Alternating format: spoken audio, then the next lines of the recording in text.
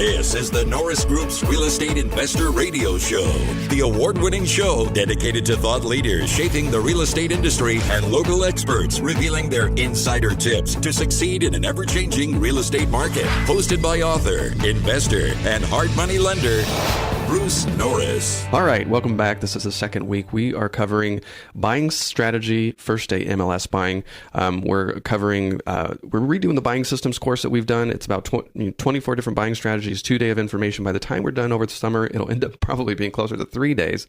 And we're covering first day buying out of the MLS, how it's changed, the technology. And last week we ended on Quadrant 2, which is in a down cycle. So what did we say the year was? The down cycle, sort of this quadrant? This quadrant would start in 2007 okay. and then 2008 in earnest. Okay, yeah. And by the way, that's important to realize in advance that it's coming. Oh, yeah. Because you start getting all your anchor people on your team when they're not busy. Right. And then all of a sudden they get slammed and they have, 800 listings instead of 8. And you're the guy. Yeah, and a change in the MLS is so different in the players. So in Quadrant 1, we talked about investors just start keeping an eye out or go back to the people that were doing the REOs possibly in the last cycle. It's likely that they're going to be picking up the torch and doing it again. And so we're here in Quadrant 2 talking about the first day MLS. So now it's during the downturn. So a lot of what you're seeing are the short sales MLS and God forbid there'd be equity sellers that, in your experience, is it just they're overlisting, just dreaming at this point? That's very true. If we're talking about an '08 market, they were still in an '06 mentality. I would have hated to deal with equity sellers in that market. That would have been really painful. Actually, dealing with lenders wasn't any easier. They could not accept the fact that they were going to lose more than 50% of their loan. And you could see the journey of a listing. It was ridiculous. Some of the properties I bought, they started, a 360 loan started at $299, and I thought, oh, that's a good deal. $199, right, and nothing happened. $159, and nothing happened. And you could just methodically see they had a pattern. Like every month, they would revisit it and go, "Oh my God, we got to do it again." And they would lower it another $50,000 and get nothing. It was really interesting to watch that journey. You know what? I didn't even think about this. The landscape of the people involved in the business really changed as well. So, it was a running joke that everybody was quitting their jobs to become a realtor in '06 because everything they touched, they didn't have to do anything and they made, thousands of dollars. And then all of a sudden the downturn happens. They realize they don't have any skills or relationships. So they disappear. The investors who were speculators disappear. So what you had left were people who didn't know any better because they were brand new. So they didn't have any preconceived notions of what it should be or shouldn't be. And then the realtors, in your experience, Andrea, was it just the realtors who'd been around and maybe the new guys, or the new guys disappeared and be like, this is a horrible time to be a realtor? I think in '08, when we're talking about '08, I think the banks realistically thought they were just going to get rid of their inventory in about a 24-month period. And they absolutely flooded the market. When I was working the REOs, we would open we had this platform called Equator, and we would have tasks on Equator, and they would be in green, yellow. You never wanted red. Red was bad. And we would just wake up in a morning and have 50 new green tasks. Oh my gosh. And those tasks consisted of checking the property, doing BPOs, doing monthly marketing reports. And banks just really weren't realistic at that time on what they were going to really sell those properties for. They did get realistic afterwards. And as Bruce was saying, there would be one house listed at 200, and then a bank would do a BPO and list the next door neighbor at 150.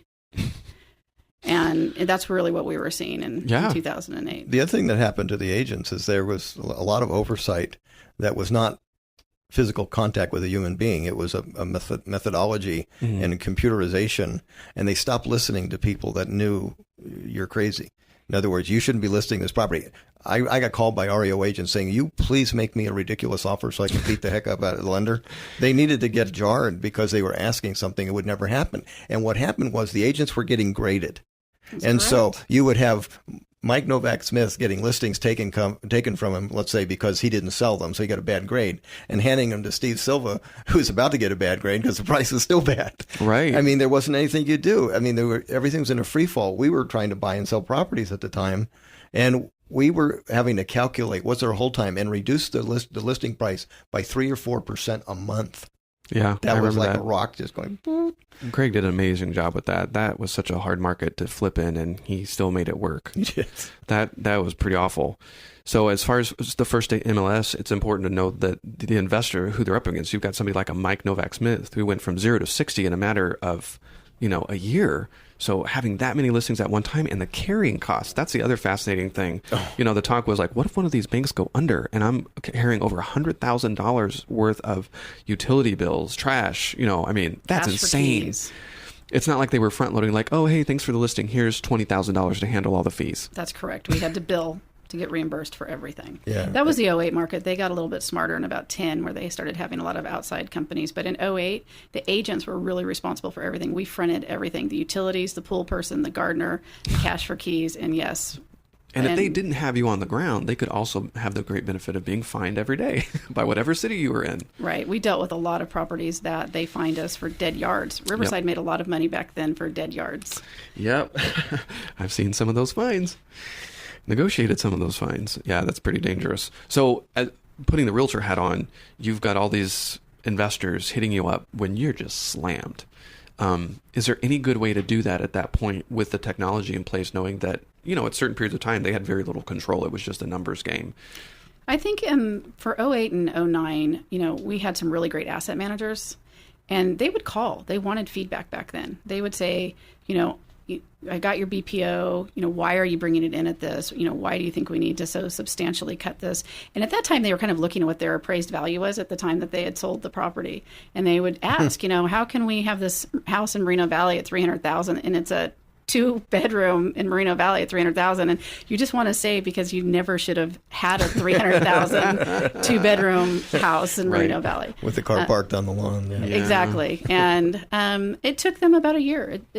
And then the asset managers really, I think, became pretty receptive of understanding that we were here, knowing what was going on, and if they wanted their property sold, that they really did need to read our BPOs and to listen to our comments. And it was a great about 2 years, and then things changed in 10. That's when the robo-signing started, and that's a whole different... The MERS stuff, okay. Yeah, that started. So if you're an investor, first day, you get a notification out of the MLS that there's this listing, and it's priced decently. Is there anything you can do to get that deal? I mean, I know we're going after the relationship, but doing your due diligence, and you're seeing a lot of properties trying to go inside. From the realtor standpoint, is there anything you think that investors could have done better or not done to... I'll tell you one thing that most people completely ignored, myself included, was the auto emails. Oh, I see you just listed this property. I'm an investor. I'd like to buy it. Call me. Okay, we're just not going to respond to those emails. Oh, thank you so much. Especially you have an automated response. No. And the other one, of course, is the house would be listed for, like your dad said, $60,000, and we'd get an offer for $20,000, and we'd be just like, you really can't want us to present that to our bank. I mean, we have to be a little bit realistic here. And there is a process to that. I mean, asset managers will listen to you as an agent if you have a good track record of moving their property.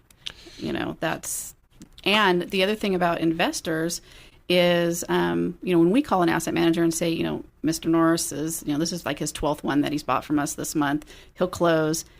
Back then in '08, we were able to get asset managers to listen to us, and they had a little bit of power and influence to be able to take Bruce's offer, because it was all about getting him off the books. Mm.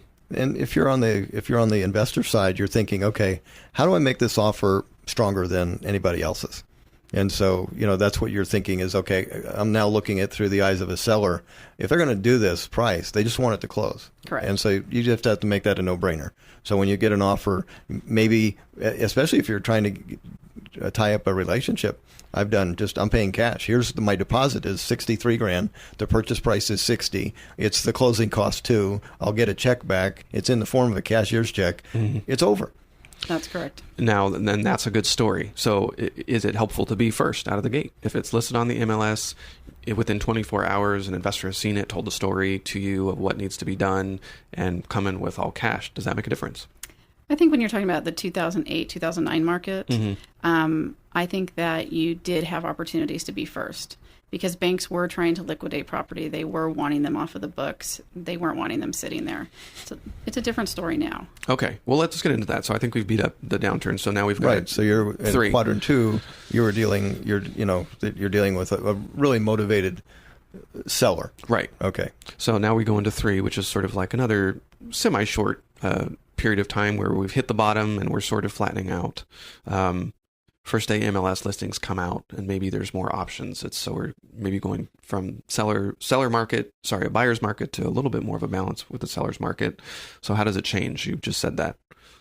So that's subtle. If you're in 3, you don't even know it occurred until you look back. So like 99, you look back and go, oh, we didn't go down this year. It's not like stark. Oh, I guess that's true. It's just blah. Right. And then all of a sudden you start to see, usually it's construction that starts, and that brings in the migration of construction workers. And all of a sudden we get off to the races and a little higher and off we go. So for an investor to understand what to do in Quadrant 3, you can really do well, because if you have had dirt through Quadrant 2, you are the loneliest person in the world. No one has called you to say, can I buy your lot? No one said, can I take the tax bill away from you so I can mow the weeds for 5 years? Right. Okay, so Quadrant 3 is one of those, if you have charts that say, okay, that's over. But if you're a landholder, it's not over for you. You're still mowing the weeds and no hope of having an out of that expense. That's a perfect time to option dirt, because you know, okay, I'm going to be able to use this stuff in a few years, and I'm going to buy this stuff for nothing, because it is worth nothing. It doesn't pencil. Yeah. Okay. That's so that's why the quadrant system is kind of cool, because you're always doing the right thing in advance of when it's worth something. So try that in Quadrant 4. Everyone that has dirt goes, oh my God, this is so great. So, well, in the scope of the first day MLS, the Realtor, what you sort of hinted that something changed. So you were talking about being first could matter in 2008. When did it change? Yeah, I think in 2008, again, we had a lot of motivated banks who were wanting to liquidate their inventory, and they wanted to work with investors that were going to close. When it started changing was when the market started improving. And then people were, I don't really need to take the first offer. Okay. Well, you're 97% sellers that own stuff that have equity too. Correct. So it doesn't mean there's not motivated private sellers. It means there's less of them. There's not the dominant number of percentage of REOs or anything. So now it's going to be the isolated case of somebody that's got equity that wants to sell. And I think what we had touched on maybe off air was that it's gone to a point where a lot of that's going to happen. It's going to get double-ended though. So the double-ending cycle. So you still have that first day motivated seller, but now it's being contained by somebody that says, I already have the investor. I'm going to flip this and earn both sides of it. And so that's still there. It just may not be the same methodology that I'll go to the MLS and find a deal. No, it's where you start. As a matter of fact, one of the things you ought to do, you ought to pull comps and see how whatever went pending in a day or two was priced right. That's the agent I'm going to call and say, this is what I do. Okay. I'm going to try and I'm going to work my way into number 2 position. I know I'm not going to get to be number 1 yet until I get a chance. When you get a chance, then you pour it on. And so how you pour it on, you make an offer, and if you can do it, you write an all cash offer, and there's the cash. It's sitting there. Right. And all of a sudden the agent goes, I like this guy better, man. It's easier. And you can slide into number 1 because that's what they want. They just want an easy transaction. Okay. The other thing is the reputation part has legs. Remember, we did a transaction. It was in Norco, I think, where didn't we have a room addition underneath, a septic tank underneath a room addition? And a call was never made to the REO agent to complain. It wasn't. It's not what you do. Your dad just jackhammered up the floor and didn't tell me. And then I walked in and we had this big pile of dirt. It was like earth was inside a house. Oh no! Not a mound of earth. A mound of earth that was 7 feet 6 inches high. And remember, it was pending, and the young couple brought their folks in to see what they're buying. Oh no! Whoops. But your dad is touching on something like that happened last year. We had an REO that we had purchased during the summer. We rehabbed it. It had a skylight in a bathroom, and I bought this house. There was 20 offers on it, and I went and met the agent, introduced myself, sat and talked to him for like 15, 20 minutes. Mine wasn't the highest offer, but because I had gone out, done my due diligence, established a relationship with this agent, and he was new in the business. He also happened to be an attorney that worked with seniors, and that's who owned this house. And that's how I ended up buying that property, because he just felt like I was going to do what I said. We did close. But my point of that was the skylight ended up leaking after they closed escrow. And the agent posted something on Facebook about this skylight leaking. And so I called her and I said, why didn't you call me about the skylight leaking? And she said, why would I call you? And I said, because I'll take care of it for you. We didn't know it was going to Right. leak. We bought it during the summer. The assumption is that you weren't going to. Exactly. And Yeah. she was shocked. And we sent our people out there. We replaced the skylight for them. We fixed the drywall. That, whatever cost us a couple $1,000 made for the best relationship for that agent and for those people because we took care of them. And that's what's really important being an investor. It's not just when you close the house. It's what happens after you close as well. And agents remember that. Yeah, by the way, you sold Piedmont. I heard that the owner knows us.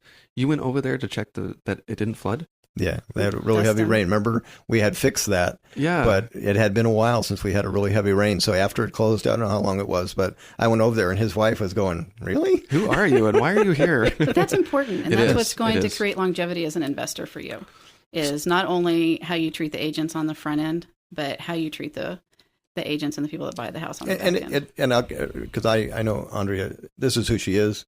And so it's important. It's not like a technique. Mm-hmm. It's just who you might as well end up being in business because it's the only way you survive and have long-term relationships is that you're honorable. You might as well just say, that's who I'm going to be in business because I need to have a successful referral base because they already know what to expect. That's what everyone wants to know. If it hits the fan, it's going to be okay. Right. So going back to your, first day MLS is there still are opportunities on the first day MLS. It really is how you present yourself to that offer or to that agent, when you want to write your offer. I'm glad we're talking about this because even I think a lot of people would write this off because of technology. Oh, you're not going to be first. That's not fax and printed papers. We see the terrible edges on the side anymore. Correct. I'm glad it's taken this turn because I don't think reading the chapter of how to do this, it necessarily reads the relationship as deep as it needs to be, especially now. So let's move on to Quadrant 4. So we're in Quadrant 4. It's definitely a seller's market. If you've got a good property listed at a decent price, it's going to get beat up. But again, you've got investors. Are they writing offers without seeing it more oftentimes than not? Well, you keep talking about technology, and that's what I will say for Quadrant 4 is investors, and especially new investors, will write dozens of offers based on what they see on the internet. They don't go see the property. Zillow says this, though. Well, Zillow does say that. And that is one of the biggest problems because they will write offers that they haven't done their numbers. They're writing over what the property really is going to be worth once they fix it up to flip it. Mm-hmm. And then they go see the property and then they go, oh my gosh, we didn't know it didn't have a kitchen or that it backed up to the freeway or, that the bathroom was completely gone or this room addition has mold and we need to tear it down. And then they want to renegotiate. And that is what makes agents mad because they have, accepted their offer. They've accepted the terms. And then they go and view the property and want to renegotiate the offer. And we ought to mention that in Quadrant 4, there's really not a suggestion that the first day MLS be one of your lead buying systems. No, not at all. Yeah. Okay. No, this is going to be in the course, and we specifically want to sort of capture this history of how it changes over time and how technology has changed. So, Okay. no, this is good. So, But you also want to realize as a buyer, what happens is you're in Quadrant 2 and you have all these foreclosures. That's a skill set. Yep. It's a relationship driven. How can I get this person to say, okay, this is a valuable team member and we're going to do that for 5 years. When you get to Quadrant 4, you're dealing usually with an owner directly off of a mailer or a sign, completely different skill set. And, the MLS is taking a back seat. So as an investor, the whole idea of the buying system is to say, okay, let me look at a set of charts so I can figure out how to best use my day tomorrow. Yeah. Okay. So in Quadrant 4, because you've thought about this after Quadrant 2, maybe you own 30 building lots or a Rosamond project because you tied it up when no one wanted dirt and you got to build it at the peak of Quadrant 4. So that's what you're thinking about in Quadrant 3 is how I'm going to cash this in when it's all about, do you have inventory instead of are you trying to get a deal out of the MLS? You would like to be presenting inventory to the MLS at that point. right. Because you've thought about the process that's going to happen in Quadrant 4. And when people call in and tell me that they're working sort of the MLS in general, that's a conversation we have. I'm like, well, what's your angle? Like, are you going after stuff with hair on it? Like where nobody's bidding because there's some real reasons, whether it's mold or cracked slab. If they're new, I'm like, is that appropriate for you? Do you have a background? So yeah, that's definitely a and in concern. Quadrant 4, the answer is that's the only opportunity you're going to get the big discounts is that it doesn't have Right. anything that can get financing and maybe an expandable structure to where you're in a county that goes for $800 a foot and it's a 900 square foot structure and most of Right. the houses there are 2,500 square feet. That's perfect. Yeah, and that changes by city too. You really have to make sure there's a lot of cities locking it down. They even want you to do it. Yeah. Pasadena, LA. I know several markets who don't want McMansions anymore. Yeah. Okay. So Quadrant 4 MLS, there's limited inventory. So this is very relationship driven, and the people you make relationships are just very different. So a lot of the stuff isn't even hitting the MLS, the stuff that we're buying. I still do see short sales and REOs come through the lending division, but just not as often. Right. Short sales, REOs, and right. It becomes a smaller piece. Yeah, smaller and smaller. Let's drop this here. I still get a lot of questions on whether it's valuable or not to get the sales agent's license in this quadrant in general. I like the education piece of it, especially if somebody's new, has no background in real estate. I like having the 3 courses. I think it's very helpful. But the risk, everybody's so worried about the risk involved. You've had your license since when? Since the day I opened the Norris Group, so 95. Every conversation that I've ever had to deal with that, are you licensed? I interpret that question as, are you trying to get a listing? And so that was the question I would answer. I would say, I have a license as a realtor, as an appraiser, and I don't want to appraise your house or list it. What I want to do is hear what your situation is and see if I can help you get to the finish line. If I'm part of it, that's great. And so that's how we started. But usually I never had somebody hang up because I had a license. If I explained it, I'm not interested in the listing. Okay. I saw a fantastic sign, by the way, just recently. What's that? It was a sign where you normally say, we buy fixer-uppers. Mm-hmm. It was a broker sign that said, we help people that own fixer-uppers. That is a good sign. That is a great sign. I haven't even really seen those. Yeah. That's a good angle. It is a great angle. I mean, really, it is a great angle because you're going to get the guy that's fixing them up, and you may get the guy that has one. I've heard of a realtor in San Diego that she does the contracting work and somehow figures out a cost share with the seller. Okay. They're willing to front the money to do the repairs. Right. Pretty interesting. So back to the question about the sales agent. Have you had problems wearing both hats as a flipper or an agent? It's interesting because as a realtor, I like people to know that I'm still a realtor. Yeah. But, we're talking about an end user who either is going to list their house or buy a house. But as far as an investor, I don't really ever have an issue because I make it very clear when I'm contacting the agent that I'm not contacting them because I want to write the offer. Oh, right. You're not getting the commission. Right. Yeah. I make it very clear that I don't want to represent myself, that I want them to represent me. And that I'm just disclosing to them that, by the way, I just happen to have a real estate license. But that's not why I'm calling you. Yeah, you don't want to wear the commission hat and the equity hat at the same time. To me, if you want to be an investor, it's never about the commission. And Bruce taught me that too on selling our flips. I had someone contact me a couple months ago that asked me if I would list their flips for 1%. And I just said, you really need to find another agent. Yeah. But I said to him, I'm going to give you some free advice. If you're trying to put together a team as a flipper and a property investor, treat your people right. And trying to ask someone to sell for 1% is not treating your people right. Yeah, you'll get replaced by somebody that'll do it for 0.75%, but then they're going to get what they paid for. That's the short-sightedness of what I see going on. A lot of things happened in the early 90s. I met you, and all of a sudden we go to auctions. We're buying 6 houses at a day, and we're sitting there. And I needed Craig.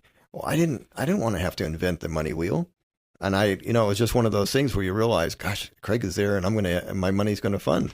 And I'm just loyal to that team. It's important. Well, it's a long-term play.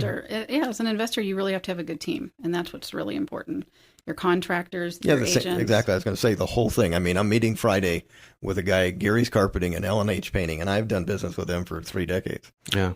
So I already know what to expect. I'll end with this question. This specific buying strategy took longer than I thought it was going to, but we covered a lot of ground.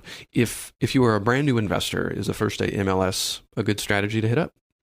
I'm sorry. Go ahead. I'm just going to answer. It really depends on the quadrant. It really does. Okay. It's going to be the main one in Quadrant 2 and a sub-partner in any other quadrant. Quadrant 2 is the main relationship-driven quadrant where you're going to make relationships that are going to last for years. REO and short sale. Mm-hmm. First day listing is filled with that stuff every day. So if I was just starting in the Quadrant 2, that's absolutely what I do. I drive relationships to get repetitive inventory. All right. Quadrant 4, maybe not so much. Okay. Well, with that, Andrea, one more time, if people want to get a hold of you, how can they reach you? Again, my cell phone number, 951-640-8131, or our website is mckeyrealestategroup.com. Awesome. Thanks so much, guys. Thank you. Thank you. For more information on hard money loans and upcoming events with the Norris Group, check out thenorrisgroup.com. For information on passive investing with trust deeds, visit tngtrustdeeds.com.